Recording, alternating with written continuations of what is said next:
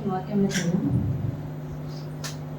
స్తోత్రం స్తోత్రం స్తోత్రం పరిశుద్ధుడా మహానగరా నీ పాదం వేదాలు వందనాలు స్తోత్రాలు చెల్లించుకుంటున్నాను. అయ్యా పొద్దు నుంచి మా సంఘంలో మమ్మల్ని మా పనులలో రెక్కలలో భద్రపరచుకొని ప్రభావ మేము చేస్తున్న ప్రతి పనిలో సాయం చేసినందుకు నీకు లెక్కలేని వందనాలు స్తోత్రాలు చెల్లించుకుంటున్నాను. ఆయన ఈ బుధవారం గ్రూప్ మీటింగ్లో ప్రభా నేను వాక్యం చెప్పబోతుండగా ప్రభా నాలో మీరుండి ఆయన నాకు మంచి ధైర్యాన్ని ఇచ్చి ప్రభా ఉన్న టెన్షన్ కూడా తీసివేసి ప్రభా నేను మంచిగా చెప్పుటకు సహాయం దయచేయమని అడుగుతున్నాను ప్రభా. ఆయన తండ్రి నేను చెప్పే ప్రతి ఒక్క మాట మీరుండి నా నోటి బుర్రగా వాడుకోగలరని ప్రభు అయిన యేసుక్రీస్తు నామమున అడిగి ప్రార్థిస్తున్నాం తండ్రి. ఆమేన్. టాపిక్ గురించి మాట్లాడుకుందాం. మంచి సమయంలో అనే స్టోరీ తెలుసు కదా అందరికీ, నేను మళ్ళీ చెప్పాలనుకుంటున్నాను. లూకా సువార్త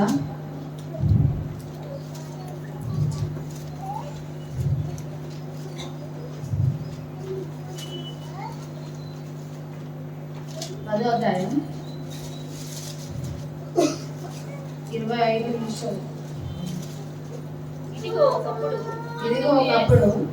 ధర్మశాస్త్రోపదేశకుడు లేచి బోధకుడా నిత్య జీవనమునకు నా వారసునొకటకు నేనేమి చేయవలనని ఆయనను శోధించుచు అడిగాను. అందుకు ఆయన ధర్మశాస్త్రం అందేమి రాయబడి ఉన్నది, నీవేమి చదువుతున్నావని అతని అడగక అతడు నీ దేవుడైన ప్రభువును నీ పూర్ణ హృదయముతోను నీ పూర్ణ ఆత్మతోను మనసుతోను నీ పూర్ణ శక్తితోను నీ పూర్ణ శక్తితోను నీ పూర్ణ వివేకముతోను ప్రేమింపవలననియు నిన్ను వలె నీ పొరుగు వారిని ప్రేమింపవలననియు రాయబడి ఉన్నదని చెప్పాను. అందుకు ఆయన నీవు సరిగా ఉత్తరం ఇచ్చితివి, అలాగు చేయము అప్పుడు జీవించదవని అతనితో చెప్పాను. అయితే తాను నీతిమంతుడైనట్లు కనపరుచుకొనగోరి అతడు అవును గాని నా పొరుగువాడెవడని యేసును అడిగాను. అందుకు యేసు ఇట్లానే ఒక మనుషుడు యెరూషలేము నుండి యెరికో పట్టణమునకు దిగి వెళ్ళుచు దొంగల చేతిలో చిక్కెను. వారు అతని బట్టలు దోచుకొని అతన్ని కొట్టి కొర ప్రాణంతో విడిచిపోయి అప్పుడు ఒక యాజకుడు ఆ త్రోవను వెళ్ళుట తటస్థించెను. అతడు అతనిని చూచి పక్కగా పోయాడు. అలాగుననే లేవీయుడొకడు ఆ చోటికి వచ్చి చూచి ప్రక్కగా పోయాడు. అయితే ఒక సమరయుడు ప్రయాణమైపోవచ్చు అతను పడి ఉన్న చోటికి వచ్చి అతనిని చూచి అతని మీద జాలిపడి దగ్గరకు పోయి నూనెయు ద్రాక్షరసమును పోసి అతని గాయములను కట్టి తన వాహనము మీద ఎక్కించి ఒక పూట కూలి వాని ఇంటికి తీసుకొని పోయి అతని పరామర్శించెను. మరునాడతడు 2 దేనారములు తీసి ఆ పూట కూల వానికి ఇచ్చి అతని పరామర్శించుము. నీవింకేమైనను ఖర్చు చేసిన ఎడల నేను మరలా వచ్చినప్పుడు అది నీకు తీర్చదనని అతనితో చెప్పిపోయాను. కాగా కాగా కాగా దొంగల చేతిలో చిక్కిన వాడికి ఈ ముగ్గురిలో ఎవడు పొరుగువాడాయనని ఎవరు పొరుగువాడాయనని నీకు తోచుచున్నది అని యేసు అడగగా అతడు అతని మీద జాలిపడిన వాడే అనెను. అందుకు యేసు నీవు వెళ్ళి అలాగూ చేయమని అతనితో చెప్పాను. అయితే ఇక్కడ ఏమంటున్నాడంటే, ఇదిగో ఒక ధర్మశాస్త్ర ఉపదేశకుడు ఉన్నాడంట. ఉన్నప్పుడు ఒక బోధకుడు శోధిస్తున్నాడు అనమాట. ఏమనంటే, నిత్య జీవనముకు వారసుడవునట్టు నేనేం చేయాలని, నిత్య జీవముకు ఆ వారసుడు అవ్వడంటే నేనేం చేయాలని శోధిస్తున్నాడు అనమాట. శోధిస్తుంటే అయితే అందుకు ఆయన ఏమని అంటున్నాడంటే, ధర్మశాస్త్రం అందేమి రాయబడి ఉన్నది అంటే, ధర్మశాస్త్రంలో ఏం రాయబడి ఉన్నది అని అంటున్నాడు అనమాట. అంటుంటే నీవేమి చదువుతున్నావని అతనిని అడగగా, నువ్వు అసలు ఏం చదువుతున్నావు, అసలు ఏం రాయబడినది, అసలు నువ్వేం చదువుతున్నావు అనేసి అడుగుతున్నాడు అనమాట. అంటే అతడు నీ దేవుడైన ప్రభువును యేసు ప్రభువును నీ పూర్ణ హృదయముతో, నీ పూర్ణ మనసుతో, నీ పూర్ణ శక్తితో, అంటే నువ్వు ఏ కపటము లేకుండా, ఏమి చెడుగా ఏమి ఆలోచించకుండా, నీ పూర్ణ హృదయముతో, నీ పూర్ణ మనసులో ఏమీ ఉండకుండా, నీ పూర్ణ మనసుతో, నీ పూర్ణ హృదయంతో, నీ పూర్ణ శక్తితో, నీ శక్తి సామర్థ్యం అంతా ఉపయోగించి, నీ పూర్ణ శక్తితో, నీ పూర్ణ వివేకంతో, నీ పూర్ణ తెలివితో, ఎలా అయితే నువ్వు మంచిగా ఉండి ప్రేమిస్తున్నావో అలానే నిన్ను వలని పొరుగు వారిని ప్రేమించమని అంటున్నాడు అనమాట దేవుడు. నీ పొరుగు వారు అంటే ఎవరు? మనం, మీరు పొరుగు, నేనంటే మీరు పొరుగు, మన ఇంటి పక్కన ఉన్న వాళ్ళు పొరుగు, అట్లా వారిని ప్రేమించాలని అంటున్నాడంట అని ఈ ధర్మశాస్త్రంలో రాయబడి ఉన్నదని చెప్తున్నాడు అనమాట. అందుకు ఆయన నీవు సరిగ్గా ఉత్తరం ఇచ్చింది, నీవు మంచిగానే ఆన్సర్ చెప్పినావు, నేను క్వశ్చన్ చేస్తే అయితే అలాగ చేయము, నువ్వు అలానే జీవించాలి, అలానే చెప్పాలి అనేసి అని దేవుడు చెప్తున్నాడు అనమాట. అయితే అలా జీవించాలి అనేతో చెప్పాను.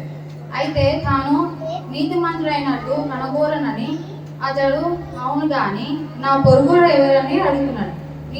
అంటే నీకు అసలు నీ పొరుగువారంటే ఎవరు అని అడుగుతున్నాడు అనమాట. అసలు ఈ పొరుగువారంటే ఎవరు అని చెప్పి ఒక క్వశ్చన్ మార్క్ వేసి ప్రశ్న వేస్తున్నాడు అనమాట. అయితే దేవుడు ఇట్లా అంటున్నాడు అనమాట, ఒక మనుషుడు యెరూషలేము నుంచి యెరికోకి దిగి వెళ్ళుచు, అంటే యెరూషలేము అంటే మన పరలోకం, యెరికో అంటే ఏంటంటే మన లోక సంబంధమైన లోకం అన్నమాట. అయితే ఒక మనుషుడు యెరూషలేము నుంచి యెరికోకి దిగి వస్తుండగా దొంగల చేతిలో చిక్కిందనమాట. ఒక దొంగలు ఉంటాడనమాట. ఆ దొంగల చేతిలో చిక్కి తన దగ్గర ఉన్న బట్టలు కానీ అన్ని గుంజేసుకొని కొట్టి ఒక దగ్గర పడేసి వెళ్ళిపోయారనమాట. పడేసి వెళ్ళినప్పుడు పొర ప్రాణంతో పడేసి వెళ్ళిపోయాడు అనమాట. వెళ్ళిపోయినప్పుడు అప్పుడు ఒక యాజకుడు అంటే ఎవరంటే, మన ఎగ్జాంపుల్ చూసుకుంటే మన పాస్టర్ గారు అప్పుడు ఒక యాజకుడు ఆ త్రోవకు వెలుచు తటస్థించి అతనిని చూచి పక్కగా పోయాడు. చూచి పక్క నుంచి వెళ్ళిపోయాడు అనమాట. ఏం చేస్తారు? పక్క నుంచి వెళ్ళిపోయాడు అనమాట. వెళ్ళిపోయినప్పుడు అలాగే లేవీయులు అలాగనే లేవీయుడొకడు ఆ చోటికి వచ్చి చూచి పక్కగా పోయాడు. అంటే లేవీయులు అంటే ఎవరు అంటే మన దేవుళ్ళో పని చేస్తున్నాం కాబట్టి మనం వస్తాం అన్నమాట. మనము కూడా చూసి అలా పక్కకి పోయాం అనమాట. పక్క నుంచి చూసి ఇలా తొంగిట చూసి పక్క నుంచి వెళ్ళిపోయినప్పుడు అయితే ఒక సమరయుడు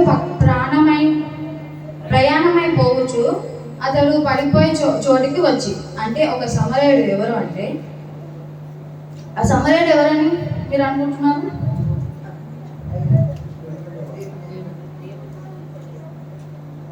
దేవుడు.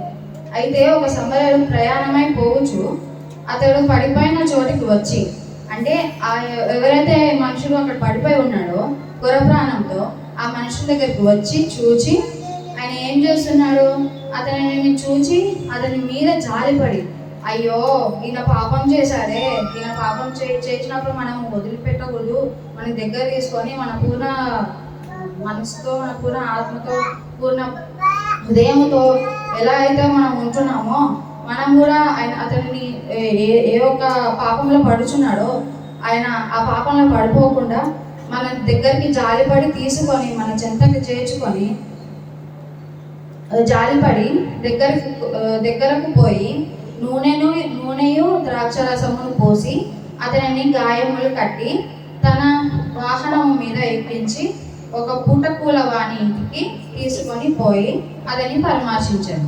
అయితే ఏం చేసిందంటే అతని దగ్గరికి వెళ్ళిండు జాలిపడి ఆయన దగ్గరికి వెళ్ళి, నూనెని దేనికి సాదృశ్యంగా చూస్తామన్నమాట, మనము అభిషేకానికి చూస్తామన్నమాట. అయితే అతన్ని దేవుడు అభిషేకించి తన ద్రాక్షరసం అంటే ఏంటంటే మన ప్రభు అయిన యేసుక్రీస్తు రక్తము ద్వారా అతన్ని ప్రోక్షించి పూసి అతని గాయములు, అతన్ని ఎక్కడెక్కడైతే గాయములు అయినాయో అవన్నీ కట్టేసి మంచిగా తన వాహనం ఉంది కదా, వాహనం అంటే ఏమిటి అంటే తను ఎక్కి వచ్చిన మన వంట మీద ఎక్కి వచ్చి తన పూటకూల వాణి ఇంటికి తీసుకొని పోయి అతన్ని పరామర్శించాడు. పూటకూలి వాణి ఇల్లు అంటే ఏంటి అంటే మన ఆలయంకి తీసుకొని వచ్చి దాన్ని అక్కడ ఒక అతనికి అప్పచెప్పాడు అనమాట. అప్పచెప్పేసి మరునాడు 2 దేనారాలు తీసి ఆ పూటకూలి వానికి ఇచ్చి, ఇతన్ని పరామర్శించుము, నీవు ఇంకేమి ఖర్చు చేసినా కదా నేను మరలా వచ్చినప్పుడు అది నీకు తీర్చదనని అతనితో చెప్పి పోయాడు. అంటే దేవుడు ఏం చేశాడనమాట, ఒక ఆలయంలో పెట్టి ఆయన అంటున్నాడు అనమాట, నువ్వు ఇంకా ఏమైతే అవసరమై ఉందో, నీకైతే ఏదైతే సహాయం ఏమైనా కావాలి ఏమైనా ఉందో అవన్నీ నేను మళ్ళీ తిరిగి వచ్చినప్పుడు నేను చెల్లిస్తానని చెప్పి వాగ్దానం ఇచ్చేసి వెళ్ళిపోతున్నాడు అనమాట. వెళ్ళిపోయి కాగా దొంగల చేతిలో చిక్కిన వానికి ఈ ముగ్గురిలో ఎవడు పొరుగువారని నీకు తోచుచున్నదని అని యేసు అడగగా అతని మీద జాలి పడిన వాడే అని. అయితే దేవుడు అంటున్నాడు అనమాట, ఈ ముగ్గురిట్లో నీకు ఎవరు పొరుగువారని అనిపిస్తుంది అంటే యాజకుడు అయితే వెళ్ళిపోయాడు చూసి, మళ్ళీ వచ్చిన లేవీయులేమో చూసి వెళ్ళిపోయారు. ఇప్పుడు ఎవరు అనుకుంటున్నారు, సమరయుడు. కాబట్టి సమరయుడు పొరుగు వాళ్ళ లెక్క వచ్చి మంచిగా ప్రేమతో మంచిగా స్వీకరించి తన గాయములు కట్టి మంచిగా ఒక పూట కూలివాని ఆలయంలో పెట్టి ఒక మనిషికి అప్పచెప్పి, నువ్వు మంచిగా చూసుకో, తను లోకానుసారంగా వెళ్తున్నాడు, తను అట్లా వెళ్ళకుండా నువ్వు మంచిగా చూసుకో అని చెప్పి వెళ్ళిపోయింది అనమాట. అందుకు యేసు నీవును వెళ్ళి అలాగూ చేయమని అనితో చెప్పండి. అయితే మనకి చెప్తున్నాడు అనమాట యేసు, నేనైతే ఏదైతే చేసి ఉన్నానో నీవు కూడా అలానే చేయమని చెప్తున్నాడు అనమాట. మనం కూడా నేను చెప్తున్నది ఏంటంటే మనం కూడా ఒక పూర్ణ హృదయంతో, పూర్ణ మనసుతో, పూర్ణ శక్తితో, పూర్ణ వివేకంతో కూడా మంచిగా ఉండి మన ఇరుగు పొరుగు వారిని కూడా మంచిగా ప్రేమించి, మనం కూడా ఫస్ట్ మనం ప్రేమించుకొని తర్వాత ఇరుగు పొరుగు వారిని ప్రేమించి మనం కూడా మంచిగా ఉండాలని దేవుడు కొంచెం ఈ సారాంశం ఈ వరకు ముగిస్తున్నాను. నెక్స్ట్ టాపిక్ ఏంటంటే తప్పిపోయిన కుమారుడు అన్నమాట. తెలుసు కదా అందరు తప్పిపోయిన కుమారుడు. లూకాసు వార్త 15వ అధ్యాయము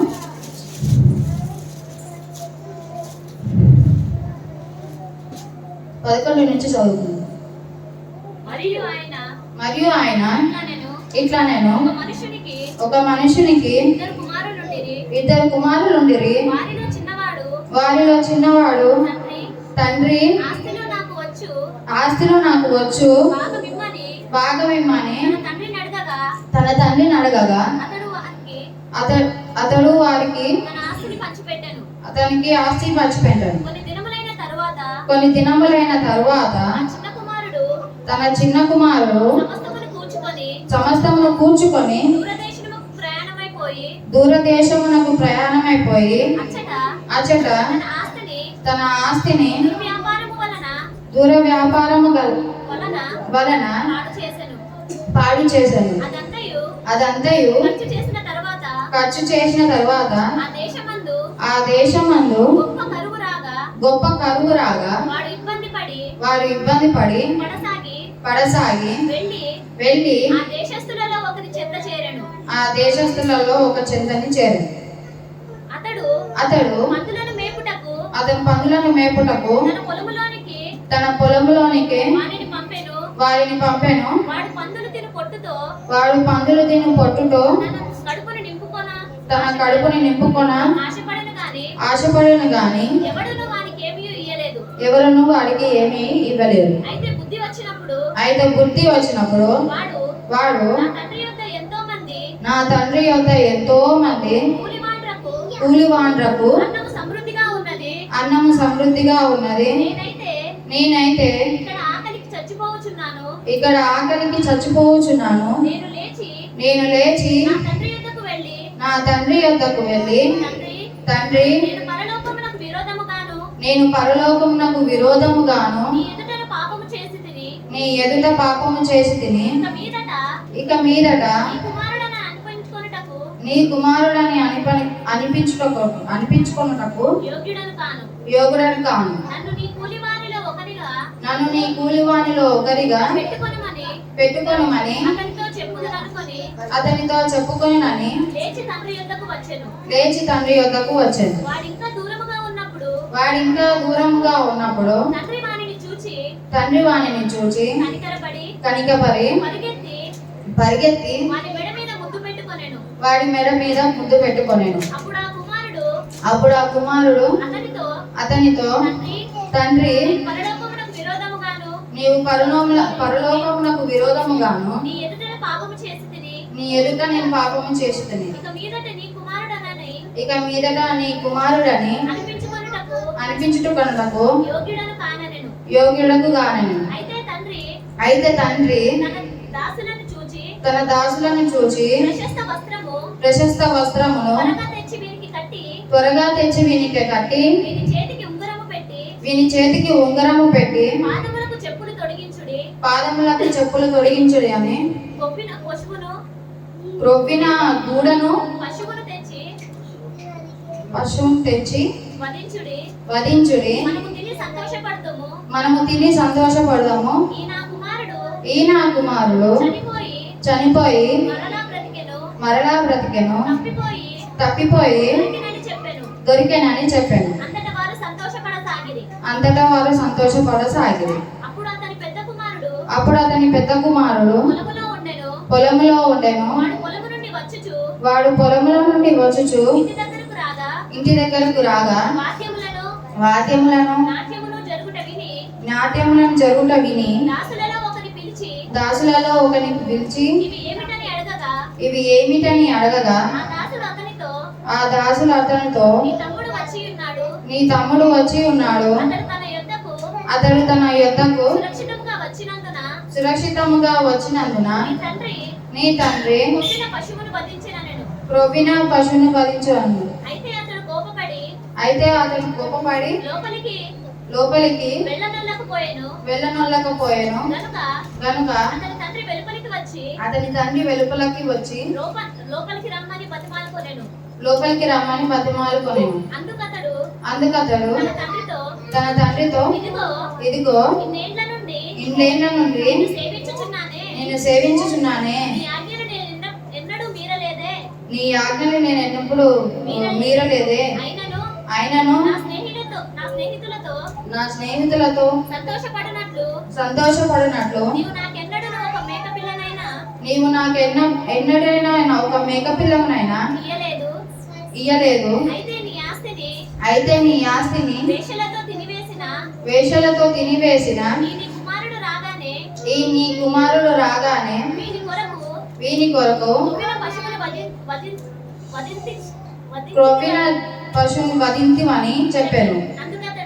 అందుకతడు కుమారుడా నీవెల్లప్పుడు నాతో కూడా ఉన్నావు, నావన్నయు నీవి. మనం సంతోషపడి ఆనందించుట యుక్తమే. ఈ నీ తమ్ముడు చనిపోయి తిరిగి బతికెను, తప్పిపోయి దొరికేనని అతనితో చెప్పాను. అయితే ఏమంటున్నాడంటే, ఒక ఇద్దరు కుమారులు ఉండేనంట.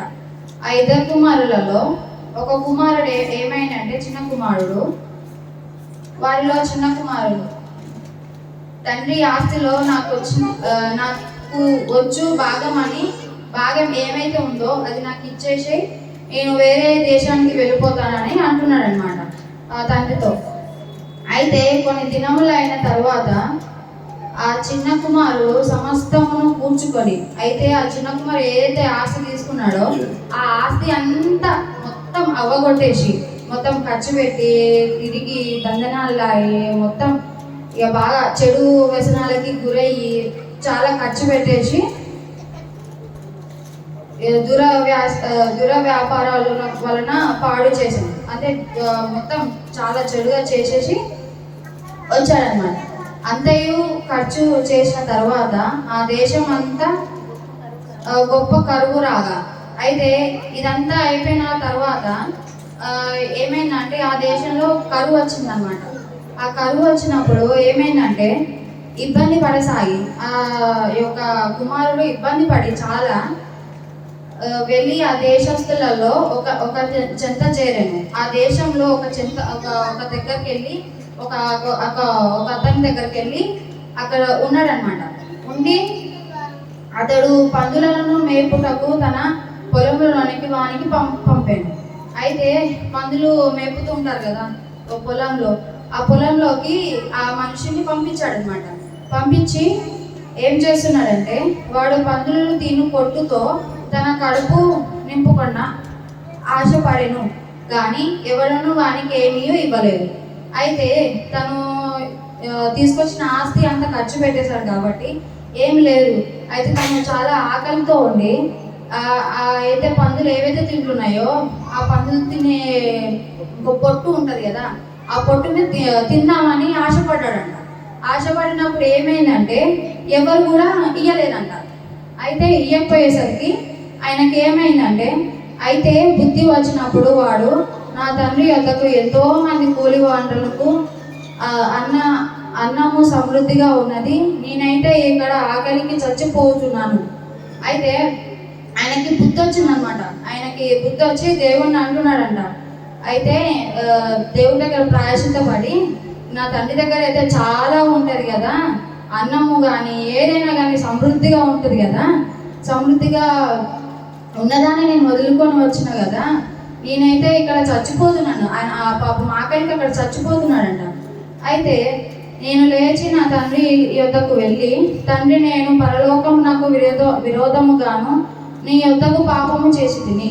అయితే ఆయన అంటున్నాడంట, దేవుడి దగ్గరకి వెళ్ళి ప్రార్థన చేస్తున్నాడంట, చెప్తున్నాడంట, నేనైతే నీ దగ్గరికి వెళ్ళి విరోధముగా నీతో విరోధముగా ఉన్నాను, అసలు నేను టోటల్ ఆపోజిట్గా ఉంటున్నాను, నేను దానిలో పడిపోయి నేను మర్చిపోయాను, నేను దూరం చేసుకున్నాను అనేసి తను ప్రాయశ్చిత్తపడి తన పాపం ఏమి అయితే చేస్తున్నాడో అదంతా తెలుసుకొని, ఇక మీదట నీ కుమారుడని అని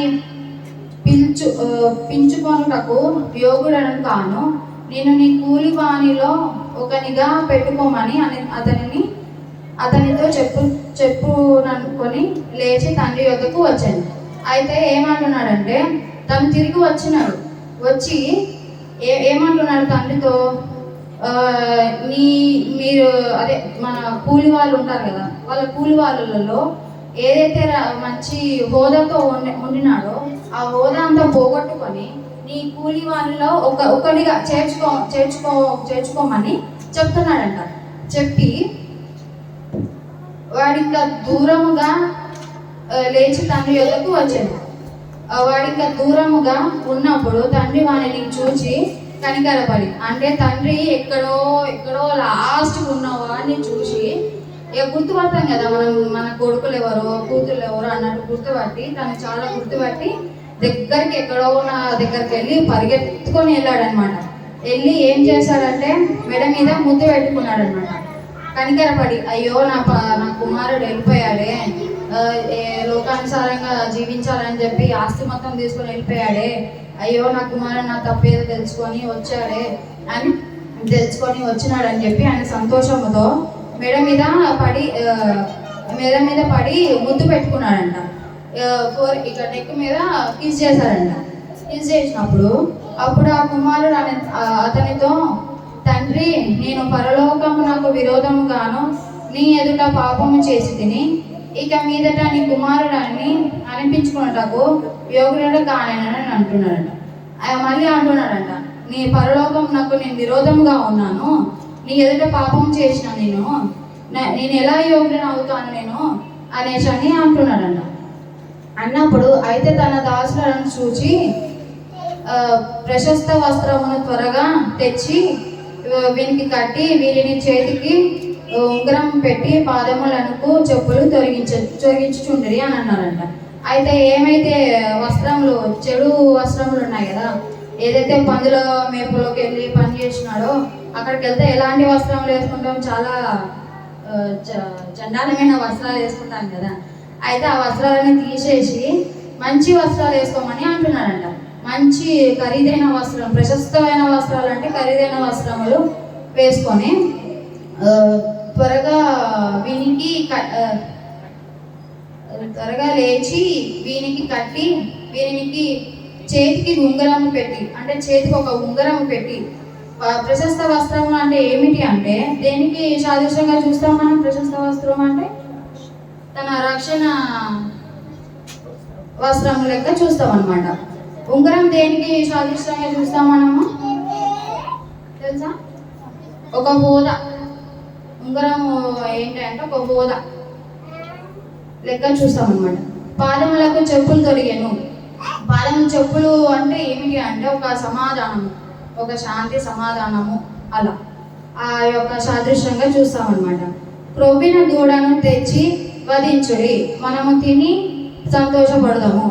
ఆయన ఇక చాలా సంతోషపడి క్రొవ్విన దూడనంట, ఒక దూడని తెచ్చి దాన్ని బలించి దాన్ని వండుకొని తిందాము, నా కుమారుడు వచ్చేసాడని తను చాలా సంతోషం పడి చెప్తున్నాడంట. ఈయన కుమారుడు చనిపోయి మరలా బతికెను, తప్పిపోయి దొరికేనని చెప్పాను. అంతటా వారు సంతోషపడసాగి. అయితే అంటున్నారంట, నా కుమారుడు చనిపోయిన అనుకున్నాను, అంటే బ్రతికుండి కూడా చనిపోయాడు, నా ఆస్తి అంతా తీసుకొని దేవుడికి దూరంగా ఉండి ఆయన పాపాలలో మునిగిపోవడానికి వెళ్ళిపోయాడు అని అనుకున్నాడంట. అనుకొని మరలా తన పాపాలని ప్రాయశ్చిత్తపడి తెలుసుకొని వచ్చినాడని చెప్పి సంతోషపడి, అప్పుడు అతని పెద్ద కుమారుడు పొలంలో ఉండేను, అంటే ఆయన ఒక పొలంలో పని చేస్తున్నాడు అనమాట. పెద్ద కుమారుడు చేస్తుండగా వాడు పొలం నుండి వచ్చుచు ఇంటి దగ్గరకు రాగా వాయిద్యములు, నాట్యములు జరుగుతా విని, అంటే అక్కడ చాలా పెద్ద పార్టీ లెక్క, ఒక మంచి పార్టీ లాగా చేసుకుంటున్నాడు అనమాట. ఏంటి ఇది ఇట్లా అంటే వింటున్నాడంట. ఏంటి ఇన్ని వాద్యములు వస్తున్నాయి, ఇన్ని డ్యాన్సులు, ఇన్ని చాలా ఉంటున్నాయి ఏంటి అని చెప్పి విని ఆలోచిస్తున్నాడంట. దాసులలో ఒకటి పిలిచి ఇవి ఏమిటని అడగగా, దాసులలో మనలో ఒక అక్కడ ఉన్న ప్రజలలో ఒకరిని పిలిచి ఏమిటి ఇది, ఎందుకు ఇవన్నీ చేస్తున్నారు, అసలు ఏం జరుగుతుంది అనేసి అంటున్నాడంట. అంటే ఆ దాసుడు అతనితో, నీ తమ్ముడు వచ్చి ఉన్నాడు, అతడు నీ యొద్దకు సురక్షితముగా వచ్చినందుకు నీ తండ్రి కొవ్విన దూడను వధించను. అంటే నీ తమ్ముడు వేరే దూరదేశానికి వెళ్ళిపోయాడు కదా, ఆస్తి అంతా తీసుకొని, తను తెలుసుకొని, తను చేసిన పాపాలను తెలుసుకొని మళ్ళీ తిరిగి వచ్చినాడు, వచ్చినందుకు నీ తండ్రి ఒక దూడను వధించి నీకు చాలా ఒక పండగ లెక్క చేస్తున్నాడంట అనేసి అని చెప్తున్నాడు అనమాట. అయితే అతడు కోపపడి లోపలికి వెళ్ళకపోయాడు. అయితే ఆయనకి పెద్ద కుమారుడికి కోపం వచ్చింది. ఎందుకు అంటే ఆయన కోపం వచ్చి లోపలికి వెళ్ళలేదంట. వెళ్ళకుండా కనుక అక్కడే ఉన్నాడంట. కనుక అతని తండ్రి వెలుపలికి వచ్చి లోపలికి రమ్మని బతిమాలాడంట. అంటే తండ్రి చూసిండంట, పెద్ద కుమారుని చూసి లోపలికి రా అని బతిమాడుతున్నాడంట. తిను కోపంతో నేను వెళ్ళకుండా అక్కడనే ఉంటున్నాడంట. నేను వెళ్ళను అనేసి అన్నట్టు ఉంటున్నాడంట, నేను రాను అనేసి అన్నట్టు. అయితే బాగా ఆడినప్పుడు అందుకు అతడు తన తండ్రితో, ఇదిగో ఇన్నేళ్ళ నుండి నిన్ను సేవించుచున్నానే, నీ ఆజ్ఞను నేను ఎన్నడూ మరవలేదే. ఆయనను నా స్నేహితులతో సంతోషపడినట్లు నీవు నాకు ఎన్నడైనా ఒక మేకపిల్లనైనా ఇవ్వలేదే. అయితే ఒక క్వశ్చన్ వేస్తున్నాడు అనమాట. ఏమని అంటే తండ్రిని, నేను ఎన్నో సంవత్సరాల నుండి, ఎన్నో ఏళ్ళ నుండి నేను నీ దగ్గర సేవించుచున్నా, నీతో ఉంటున్నా, నువ్వు చెప్పిన చేస్తున్నా, నీ ఆజ్ఞలను నేను మంచిగా నడుచుకుంటున్నాను. నువ్వు నాకు ఎప్పుడైనా ఇలాంటిది ఎప్పుడైనా చేసినావా, నువ్వు ఇలాంటి పండగ ఎప్పుడైనా చేసినావా అని అంటున్నాడు అనమాట కోపంగా. ఒక మేకపిల్లనైనా నాకు ఏమైనా చేసినావా, ఎప్పుడైనా పండగ చేసుకోమని, పోసుకొని తినమని నా స్నేహితులతో అనేసి అంటున్నాడంట. అంటే అందుకతడు తన తండ్రితో, ఇదిగో అయితే నీ ఆస్తిని వైశ్యాలతో తిని వేసిన ఈ నీ కుమారుడు రాగానే విని కొరకు క్రొవ్విన దువ్వను వధించుతామని చెప్పాడు. అయితే ఆస్తిని ఏదైతే ఆస్తి ఉందో అది నీకే కదా, నాది ఏదైతే ఉందో అదంతా నీకే కదా సమస్తము, నువ్వు ఎందుకు ఇలా కోపంతో ఉంటుంటున్నావు అని చెప్తున్నాడు అనమాట. చెప్పినప్పుడు అందుకు అతడు, కుమారుడా, నీవెల్లప్పుడూ నాతో కూడా ఉన్నావు, నావన్నీ నీవి అనేసి అంటున్నాడు. మనము సంతోషపడి ఆనందించుట యుక్తమే. ఈ నీ తమ్ముడు చనిపోయి తిరిగి బ్రతికెను, తప్పిపోయి దొరికెనని అతనితో చెప్పాను. అయితే ఏదైతే చిన్న కుమారుడు ఉన్నాడో ఆ చిన్న కుమారుడు ఉండినా కూడా తను లోకానుసారంగా వెళ్ళాలని చెప్పి తన ఆస్తి ఆయనకి ఎంతైతే రావాలనుందో ఆస్తి అంతా తీసుకొని వెళ్ళిపోయి వేరే దేశానికి వెళ్ళిపోయి తను చాలా తిరిగి చాలా మొత్తం ఖర్చు చేసి తను పాపం ఏదైతే చేసి ఉన్నాడో అదంతా మొత్తం ఆ దేశంలో మొత్తం కరువు వచ్చినప్పుడు తను తెలుసుకొని వచ్చినప్పుడు అయితే తండ్రి అంటున్నాడు చాలా సంతోషపడి, నా కుమారుడు తప్పిపోయిన అనుకున్నానే కానీ దొరికాడు, తను చేసిన పాపాలన్నింటినీ తెలుసుకొని ప్రాయశ్చిత్తపడి వచ్చినాడు, నాకు చాలా సంతోషంగా ఉంది.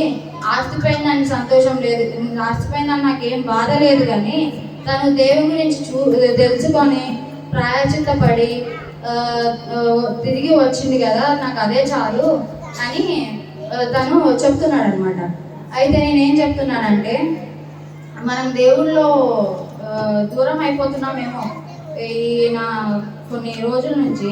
మనం దూరంగా వెళ్ళకుండా మంచి దేవుళ్ళో ఉండి మంచిగా అనుదినము ఉంటే దేవుడు ఎంత సంతోషపడతాడో మన తల్లిదండ్రులు కూడా అంత సంతోషపడతారు అన్నమాట. దేవుణ్ణి ధ్యానిస్తూ, దేవుని వాక్యాలు చదువుతూ, దేవుణ్ణి ఆరాధిస్తూ ఎట్లయితే ఉంటామో మనము దేవునితో, మన తల్లిదండ్రులు కూడా సంతోషపడతారు అనమాట. అయితే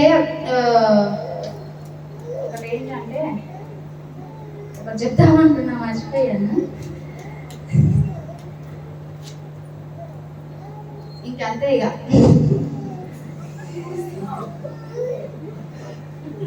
దేవుడి చిన్న వాక్యం దీవించి ఆశీర్వదించి కాగా ప్రే చేసుకుంటాం. స్తోత్రం స్తోత్రం స్తోత్రం పరిశుద్ధ మహోన్నతుని పాదం వేలాది వందనాలు స్తోత్రాలు చెల్లించుకుంటున్నాం. నేను అయ్యా నైనా తండ్రి, నేను చెప్పిన వాక్యాన్ని ప్రభా నేను ఏదైతే తప్పులు చెప్పి ఉన్నానో ప్రభా అవి మరి నాకు మరలా తెలుసుకునేలా సహాయం చేయమని అడుగుతున్నాను ప్రభా. ఆయన తండ్రి ఇంకా మంచిగా నీ గురించి తెలుసుకొని ప్రభా నేను మంచిగా నీలో జీవించాలని ప్రభా నాకు సహాయం దయచేయమని అడుగుతున్నాను ప్రభా. ఆయన తండ్రి ఏదైతే తప్పుపైన కుమారుడు ఉన్నాడో ఆ కుమారుడు చేసిన పాపాలన్నింటినీ ప్రభా అతను ప్రాయశ్చిత్తపడి ఆయన తండ్రి నీ యొద్దకు వచ్చి ఉన్నాడు ప్రభా. ఆయన తండ్రి నేను సంతోషంగా స్వీకరించుకున్నావు ఆయన. ఆయన తండ్రి అట్లనే మేము ఏమైనా పాపాలలో పోచున్నామేమో నాయన. ఆయన తండ్రి మమ్మల్ని గద్దించండి ప్రభా. గద్దించి మీ చెంతకు చేర్చుకోగలన సహాయం దయచేయమని అడుగుతున్నాను ప్రభా. ఆయన తండ్రి ఎవరైతే తాగుడు బానిసలలో ఉన్నారో ఆయన తండ్రి ఎవరైతే లోకానుసారంగా జీవిస్తున్నారో ప్రభా వాళ్ళందరినీ మీరు ఇప్పుడు తక్షణమే గద్దించి ప్రభా నీ కొరకై తెలుసుకొని ప్రభా నీలో జీవించే గొప్ప భాగ్యం ధన్యతని మాకు అనుగ్రహించగలరని ప్రభువైన యేసుక్రీస్తు నామములో అడిగి వేడుకొని ప్రార్థిస్తున్నాం తండ్రి. ఆమేన్. ఏమైనా తప్పులుంటే చెప్పండి, మళ్ళీ నెక్స్ట్ టైం చెప్పినప్పుడు మేము కరెక్షన్ చేసుకోవాలి కదా. థ్యాంక్ యూ విన్నందుకు, నన్ను భరించినందుకు. నేను థ్యాంక్స్ చెప్పాలి కరెక్ట్ టైం వదిలేసినందుకు. మంచి సందేశం. 2 ఉపమానాలు మనము యేసుక్రీస్తు చెప్పిన ఉపమానాలు మనము నేర్చుకున్నాం ఈరోజు. మొదటి ఉపమానం ఏది మర్చిపోయారు అప్పుడు గట్టి చెప్పండి. మంచి సమరయుడు. విన్నారు అందరూ? అర్థమైందా? చిన్నప్పటి నుంచి వింటాను ఉన్నాం ఈ కథ మంచి సమరయుడు. నేను క్వశ్చన్ అడుగుతున్నా ఆన్సర్ చెప్పాలి. సండే స్కూల్గా జరుగుతుంది. ఒక ధర్మశాస్త్ర ఉపదేశకుడు లేచి ప్రభువా నిత్య జీవం పొందాలని నేను ఏమి చేయాలి? మనందరూ కావాల్సింది ఏంటి? డబ్బులు కావాలి, బిల్డింగ్ కావాలి, మంచి మొగుడు కావాలి, మంచి పిల్లలు కావాలి. కానీ నేను ఏమడుగుతున్నాడు? నాకు నిత్య జీవం కావాలంటే నేను ఏం చేయాలి? ఎందుకు? మనం జీవించే జీవం ఏది? నిత్య జీవమా? కాదు, ఏదో ఒక రోజు ముగించిపోతుంది. కాబట్టి అందరికి ఉండే కోరిక ఏంటి? ఎల్లకాలం నేను జీవించాలి, ఎల్లప్పుడూ నేను బతికే ఉండాలి. ఎందుకు? ఈ ఆస్తిని అంటే అనుభవించడానికి, ఈ లోకాన్ని చేసి అనుభవించడానికి కోసమా? కాదు. ఈయనకు కూడా అదే కోరిక, నేను నిత్యంగా బతకాలంటే నేను ఏం చేయాలి? అట్లా 2-3 యేసుప్రభు వారిని అడుగుతారు. ఆ సందర్భం చూస్తే అడిగిన వాళ్ళు ఎవరు ఆర్డినరీ పీపుల్ కాదు, ఎవరు? ధర్మశాస్త్ర ఉపదేశకుడు. ఎట్లా అడుగుతున్నంట? ఆయన్ని శోధించాలని.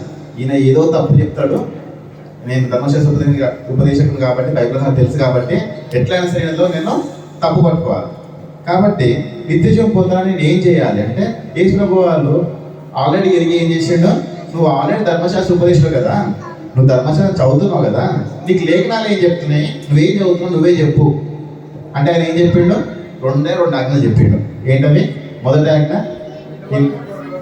ఈ దేవుడైనా యెహోవాను నీ పూర్ణ ఉదయంతో, నీ పూర్ణ మనసుతోటి, నీ పూర్ణ శక్తితో, నీ పూర్ణ వివేచనతో ప్రేమించాలి. ఫస్ట్ ఆజ్ఞ ఏంటి? నీ దేవుని మనము ప్రేమించాలి. దేవుడి తర్వాత ఏదైనా. అందుకోసం మొదటి ఆజ్ఞగా చెప్పిండు. 2వది ఏం చెప్పిండు? నిన్ను వలె నీ పొరుగు అని ప్రేమించాలి. యేసుక్రీస్తు 2 చెప్తారు కదా. అబ్బా కరెక్ట్ చెప్పినావు, నువ్వు చెప్పింది కరెక్టే, ఆ 2 చేస్తే నీకు నిత్య జీవము వచ్చేస్తుంది అని చెప్పి ఫస్ట్ నీ దేవుడని యెహోవాని ప్రేమించాలి. సెకండ్ది అదే రీతిగా నిన్ను వలె నువ్వు ఎలా ప్రేమించుకుంటావు అదే రీతిగా నీ పొరుగు అని కూడా నువ్వు ప్రేమించాలి. అదే చేయు అంటే కరెక్టే, కానీ నా పొరుగువాడు ఇంతకు నా పొరుగువాడు ఎవరు అని అడిగి మనం అంటే చెప్తా పొరుగువాడు ఎవరంటే చెప్తాము 90 పక్కల వాళ్ళు, లేకుంటే మా బంధువులు వేరే వాళ్ళు అని చెప్తాం. అదే దాంట్లో ఈయన తప్పు పట్టుకోవాలనేసి యేసుక్రీస్తుని కుటిలంగా ఆయన అడిగిన పొరుగువాడు అంటే ఎవరు అని.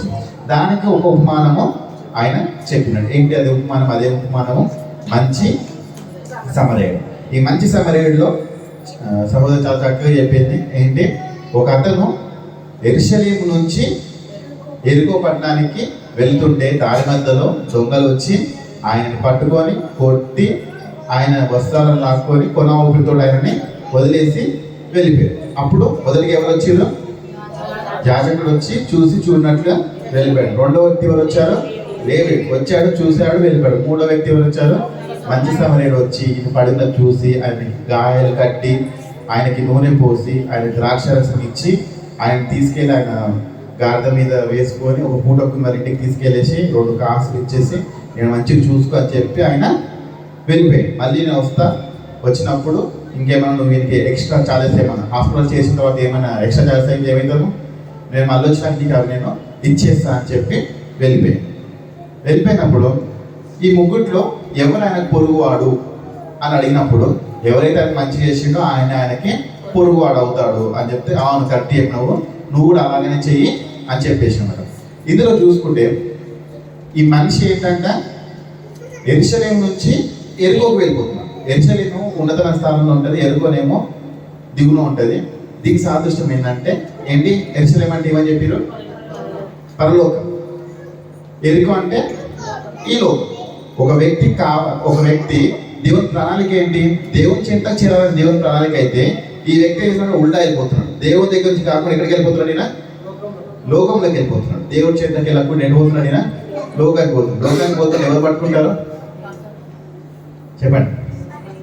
ఇక్కడ దొంగలు పట్టుకున్నారు కదా, ఇక్కడ ఎవరు పట్టుకున్నారు మనుషులు కూడా. దేవుడు ఏమనుకున్నాడంటే నా దగ్గర రావాలి, వీళ్ళు నిత్య జీవం పొందుకొని నా దగ్గర రావాలి అనుకుంటే మనుషులందరూ ఏం చేస్తున్నారు ఈ లోకం వైపు వాళ్ళు తిరిగి వాళ్ళు దారి మార్చుకుంటే ఎవరి చేతిలో పడ్డారు వాళ్ళు సాతాను చేతిలో పడ్డారు. సాతాను ఏం చేసింది పాపంలో ఇది చేసింది, మనని కొనా ఊపిరి మీద వదిలేసింది. ఎట్లా వదిలేసింది కొనా ఊపిరి తన కొట్టి తన వస్త్రాలను లాక్కొని కొనా ఊపిరితోటి. మనం ఇంకా చనిపోలే కదా, చనిపోయి నరకానికి మనం పోలే కదా, ఇంకా మనకి ఛాన్స్ ఉంది, ఇంకా బతికే ఛాన్స్ ఉంది. కొనా ఊపిరిలో మనల్ని వదిలేసి ఇప్పుడు ఆ ప్లేస్కి ఎవరు వచ్చి ఫస్ట్ ధర్మశాస్త్ర యాజకుడు అక్కడికి వచ్చాడు.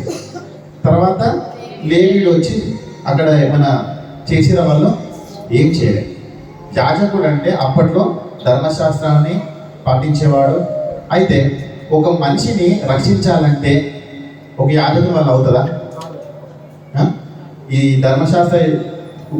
ధర్మశాస్త్రాన్ని పాటించే యాజకులు బలి ఇచ్చేటప్పుడు బలి ఇచ్చినంత మాత్రాన ఒక పాపిని రక్షించగలుగుతారా? అంటే యాజకుల వల్ల కూడా ఏమి కాదు. ఒక మనిషి పరలోకానికి వెళ్ళాలంటే యాజకుల వల్ల అవుతుందా? వాళ్ళు ఇచ్చే బలుల వల్ల అవుతుందా? ఆజ్ఞలు పాటించిన వల్ల అవుతుందా? ధర్మశాస్త్రం మొత్తం పాటించినా కనీసం ఒక మనిషిని మనల్ని రక్షించగలుగుతామా? లేదు. అందుకే యాజకుల వల్ల ఆ మనిషిని కాపాడేది లేదు. తర్వాత ఎవరు వచ్చారు? లేవీయుడు వచ్చాడు. లేవీయుడు కూడా ఆలయాన్ని సందర్శించేటోడు, ఆలయ పనులన్నీ కూడా చేసేవాడు. ఆయన వల్ల కూడా అయిందా? ఒక మనిషిని కాపాడాలంటే ఆయన వల్ల అయిందా? కాలేదు. ధర్మశాస్త్రం ఏదైతే చేయలేకపోయిందో, ఏదైతే లేవీలో చేయలేకపోయిందో అది ఎవరు చేసారో దాన్ని చేయడానికి ఎవరు వచ్చారో మంచి సమరయుడు వచ్చిందా? కరెక్టే, మంచి సమరయుడు. ఆ మంచి సమరయుడు ఎవరు? యేసుక్రీస్తు వారు. ఆ యేసుక్రీస్తు వారు ఆ దారిలోకి ఆయన వచ్చిండు. ఈ ఎరుకో పట్టణానికి వెళ్ళాలంటేనేమో అది దేవుని పట్టణం కాబట్టి యాజకులు లేవి ఆ ప్రాంతానికి వెళ్తూ ఉంటారు. కానీ ఈ సమరయుడికి ఆ పని లేదు. అయినా కానీ ఆయన వచ్చిండు. ఆయన డైరెక్ట్ రావడంతో ఏం పట్టుకొని వచ్చేసాడు? నూనె పట్టుకొని వచ్చేసాడు, ద్రాక్షరసంలో పట్టుకొని ఆయన వచ్చేసిండు. రాగానే అక్కడ పడి ఉన్న కొనా ఊపిరితో పడి ఉన్న మనలాంటి పాపులనైనా మనల్ని ఆయన చూసి ఏం చేస్తున్నాడు? తన రక్తాన్ని కార్చి తన ప్రాణాన్ని పెట్టి మనల్ని కాపాడున్నాడు.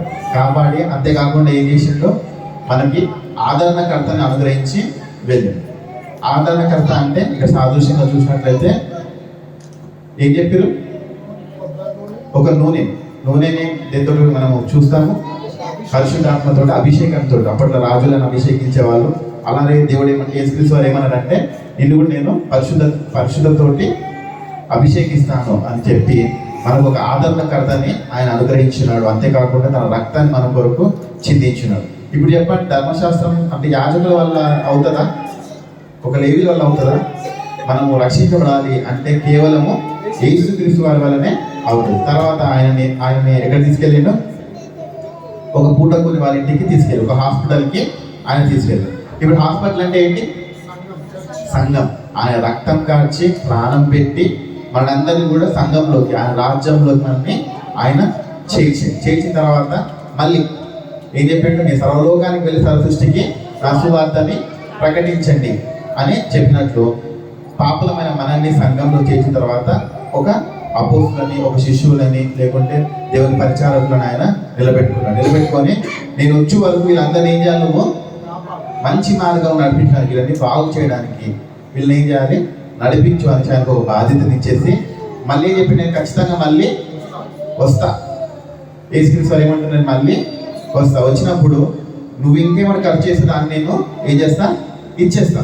అదే అవుతుంది కదా, మీరు పని చేయండి, మీ జీవితానికి తగ్గట్టు నేను ఏం చేస్తాను, ప్రతిఫలాన్ని ఇస్తా అనేసి యేసుక్రీస్తు వారు చెప్పేసి వెళ్ళిపోయారు. ఇప్పుడు అదే ధర్మశాస్త్రుడు, ఆ ధర్మశాస్త్ర ఉపదేశకుని ఆయన తిరిగి అడుగుతున్నాడు ఏమని, ఈ ముగ్గుట్లో ఎవరు నీ పొరుగువాడు, ఈ ముగ్గుట్లో ఎవరు మీ పొరుగువాడు అన్నప్పుడు వాళ్ళు ఏం చెప్పినారు,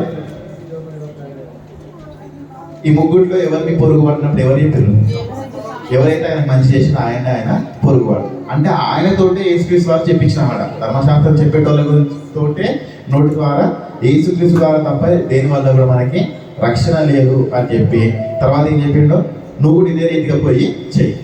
ఇవన్నీ ఏం చేయాలి, మనం రక్షించబడ్డాము, సంఘం చేర్చబడ్డాము, అందరితో అయిపోయిందా? మన పొరుగు వాళ్ళని మనం కూడా ఏం చేయాలి, రక్షించాలి.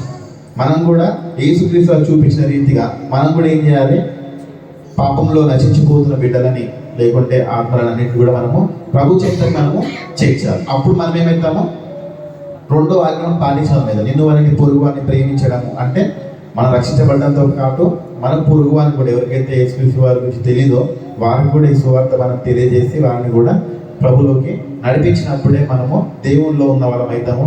ఇటు మంచి సందేశాన్ని సహోదరు చెప్పే విధానం బట్టి సహోదరి వదనాలు చేసుకుంటూ విన్న మీ అందరూ కూడా ఆ రీతిగానే మీరందరూ కూడా జీవిస్తారని నేను ఆశిస్తున్నాను.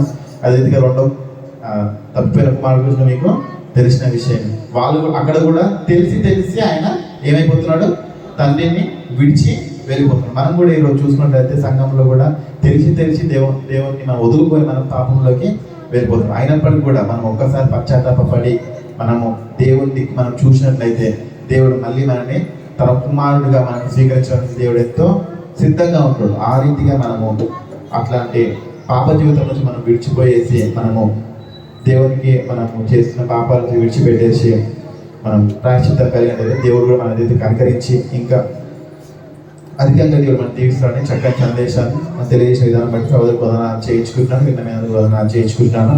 అయితే ఒక చిన్న విషయం చెప్తాను. పోయిన వారము మనము